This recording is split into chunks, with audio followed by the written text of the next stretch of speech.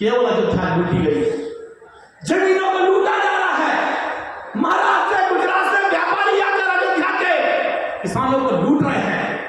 क्या कारोबार चल रहा है जमीन का?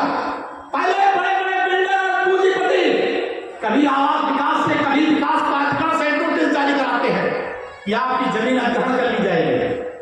किसान बेचारा डर जाता है कि हमारी जमीन अधिग्रहण कर ली जाएगी, हमारी जमीन आवास विकास ले लेगा, हमारी जमीन विकास प्राधिकरण ले लेगा, हमारी जमीन योगी की सरकार ले लेगी।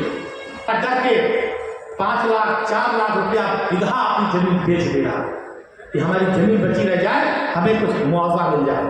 और उसके बाद बिल्डर जमीन को ले लेता है, न विकास प्राधिकरण पाया करता है, न सरकार लेती है, न आवास विकास देता है। आदरणीय प्रताप सिंह जी खेल चल रहा है यहाँ पर। बड़े बड़े बिल्डर जमीनों को किसानों की ले लेते हैं, उसके बाद 1 करोड़ 80 लाख रुपया हिस्सा जमीनों को बेचने का काम करते हैं। बताओ अयोध्या फैजाबाद में कौन सा गरीब किसान 1 करोड़ 80 लाख रुपया हिस्सा जमीन खरीद कर घर बनवा सकता है? आज गरीबों की जमीनों का सौदा हो रहा है। सड़कें चौड़ी करने के नाम पर लोगों के मकान और दुकान गिराए गए, किसको मुआवजा मिल गया? 3-3, 4-4 पीढ़ियों के मकान चले गए, 30-30, 40 लाख, 50 लाख, 80 लाख के मकान चले गए और मुआवजे के नाम पर 1 लाख, 1.5 लाख, 2 लाख रुपया दिया गया। अयोध्या को ठगने में भाजपा के लोगों ने कोई कमी नहीं की। जो प्रभु श्री राम की प्रजा है, अयोध्या में रहने वाले जो प्रभु श्री राम मर्यादा पुरुषोत्तम श्री राम के मानने वाले लोग हैं, उनके घरों पर बुलडोजर चलाकर उनको ठगने, छलने और लूटने में भारतीय जनता पार्टी ने कोई कोर कसर इस अयोध्या की धरती पर नहीं छोड़ी। लेकिन हम आपसे कहना चाहते हैं, हमारे नेता, हमारे जननायक आदरणीय अखिलेश यादव जी ने हमेशा अयोध्या की लड़ाई लड़ी है। चाहे वो किसानों का मुद्दा रहा, चाहे व्यापारियों का मुद्दा रहा, बुलडोजर चलाकर अगर पहली आवाज किसी नेता की निकली तो उस नेता का नाम अखिलेश यादव का, दूसरा कोई नहीं।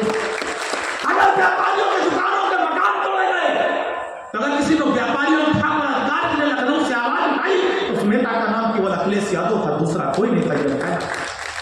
और आज भाजपा के लोग जो घोषणा पत्र इन्होंने जारी किया था, उससे बड़ा पोस्टर लगाते थे, हमारी सरकार आएगी महंगाई खत्म कर देंगे, पेट्रोल सस्ता कर देंगे। ये भाजपा के नेता इंटरव्यू देते थे, 40-45 रुपया लीटर पेट्रोल देंगे। आज वो लोग कोई माइक्रोस्कोप से कहीं दिखाई नहीं पड़ते, कहां किस बुलुक्का में हो गए। आज सिलेंडर 1200-1300, पेट्रोल 90-95 जा रहा है, सब्जी कितनी महंगी होती जा रही है, महंगाई चरम पर है। और ये महंगाई पर भाषण देने वाले भाजपा के नेता, आज इनके मुंह से महंगाई का मां भी नहीं निकलता। ये हाल है भारतीय जनता पार्टी की सरकार में। ये रोजगार दे रहे थे, देश के प्रधानमंत्री नरेंद्र मोदी 2 करोड़ लोगों को हर साल रोजगार दे रहे थे। या जितने लोग बैठे हैं, बताओ किसके परिवार में सरकारी नौकरी मिल गई? 5 साल में तो 10 करोड़ लोगों को नौकरी मिलनी चाहिए थी। 10 साल हो गया, 15वां चल रहा है, कम से कम 20 करोड़ नौजवानों को नौकरी सरकारी मिल जानी चाहिए थी। और आज उत्तर प्रदेश की क्या स्थिति है? पहले राष्ट्रीय अध्यक्ष जब मुख्यमंत्री थे अखिलेश यादव जी, सत्य मुलायम सिंह जी, हम परमानेंट नौकरी देते थे। हमने लेखपाल बनाया, दरोगा बनाया, इंजीनियर बनाया, डॉक्टर बनाया, कोई ऐसा विभाग नहीं। हमने शिक्षक मित्रों को 1.25 लाख से ज्यादा, 1.5 लाख से ज्यादा अध्यापक बनाया। लेकिन आज उसके बाद भाजपा की सरकार आई, संविदा और संविदा से आज आउटसोर्सिंग। सोचे कितना बड़ा दुर्भाग्य है कि एक गरीब परिवार का आदमी अपने ख्वाहिशों को दबाकर अपने बच्चे को इलाहाबाद, लखनऊ, दिल्ली, मुंबई पढ़ाता है, अच्छे से अच्छे कॉलेज में पढ़ाता है, मेडिकल कॉलेज में एडमिशन कराता है, बीटेक एमटेक कराता है, एलएलबी कराता है, बीए एमए कराता है। और उसके बाद चले जाओ इसी फैजाबाद के मेडिकल कॉलेज में, देख लो जिस मेडिकल कॉलेज को श्री अखिलेश यादव जी ने चालू किया और बनाया। गंजा में जमीन किसने दी? समाजवादी पार्टी की सरकार ने दी, मेडिकल कॉलेज बना। 10,000 में 300 अस्पताल हमने चालू किया था, जो मेडिकल कॉलेज बना। अगर आज फैजाबाद में मेडिकल कॉलेज काम कर रहा है तो समाजवादी पार्टी और श्री अखिलेश यादव की देन है, भारतीय जनता पार्टी की देन है। जाकर देख लो क्या स्थिति है। एमबीबीएस करने के बाद आउटसोर्सिंग पर है, 8वीं फेल। इससे बड़ा इस आजाद हिंदुस्तान का दुर्भाग्य नहीं हो सकता। ये 8वीं फेल पैसे के बल पर कंपनी बनाता है, उसके बाद एमबीबीएस, एमटेक, बीटेक, एमबीए किए हुए लोगों को नौकरी देता है। 8वीं फेल के सामने पढ़े लिखे लोगों को गिड़गिड़ाना पड़ता है और साल भर के बाद रिन्यूअल के लिए कमीशन देकर के अपना रिन्यूअल कराना पड़ता है। यह है उत्तर प्रदेश की भारतीय जनता पार्टी की सरकार में नौजवानों की स्थिति। इसलिए हम आपसे कहना चाहते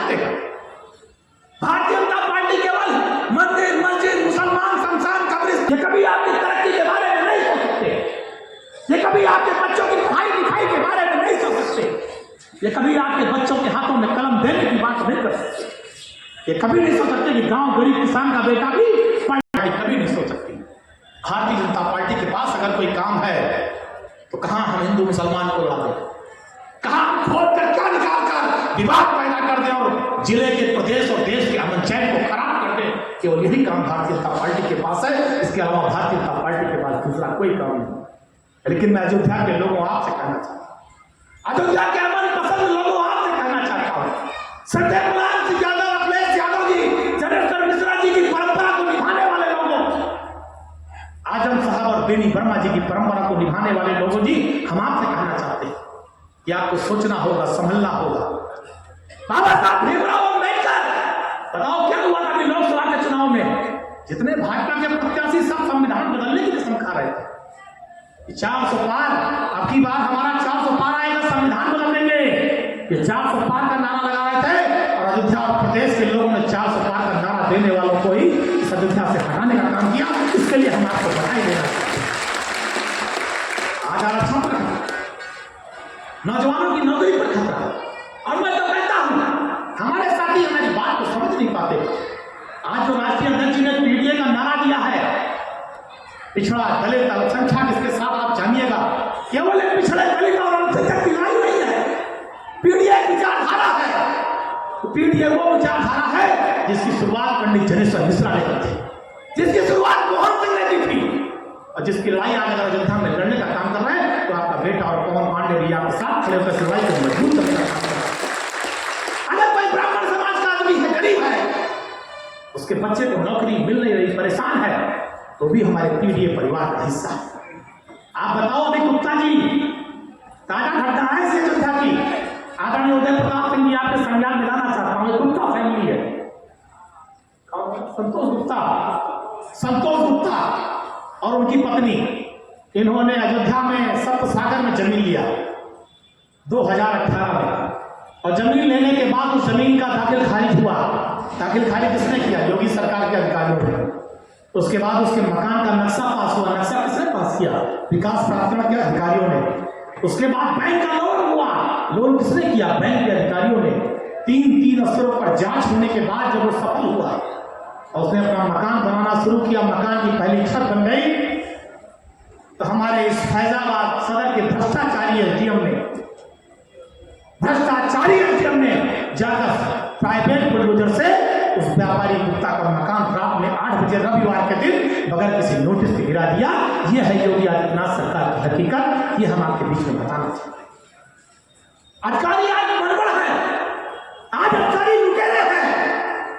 किसी विभाग में चले जाइए, आपकी थैली में जितना पैसा होगा जब तक अधिकारी निकाल नहीं लेंगे उनके दिल को तसल्ली नहीं मिलती। जान लीजिए, अखिलेश जी ने 100 डायल बनाया, योगी जी ने 112 में दरोगा जी बैठ के पहुंचते हैं तो जिसने फोन किया वो भी पैसा देता है और जिसके खिलाफ फोन किया वो भी पैसा देता है। जब तक दोनों पक्ष से दरोगा जी पैसा ना ले ले 112 वापस नहीं जाती है स्थिति।